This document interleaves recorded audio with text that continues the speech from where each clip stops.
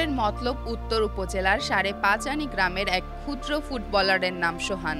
বয়স মাত্র ৬, পড়ছে প্রথম শ্রেণীতে, অথচ হৃদয়ের সমস্ত আবেগ জড়িয়ে আছে ফুটবলের সঙ্গে।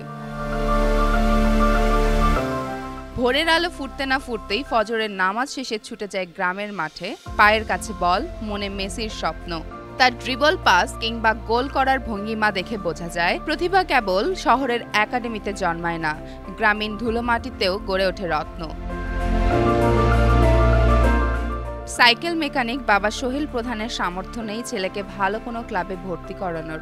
তবু সন্তানের চোখে জ্বলা স্বপ্নের আলো তাকে বাঁচিয়ে রাখে। ফুটবলের জুতা কিনে দিতে না পারলেও সন্তানের দেশপ্রেম আর খেলায় অদম্য ভালোবাসাই তার গর্ব। সম্প্রতি সামাজিক যোগাযোগ মাধ্যমে সোহানের খেলার ভিডিও ভাইরাল হয়ে ছুঁয়ে গেছে অসংখ্য মানুষের মন। স্থানীয়রা বলছেন সে শুধু গ্রামের নয়, পুরো দেশের সম্পদ।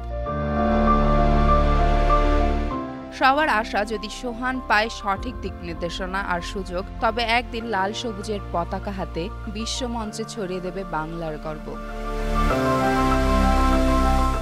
চেমন ফারিয়া, জনকণ্ঠ।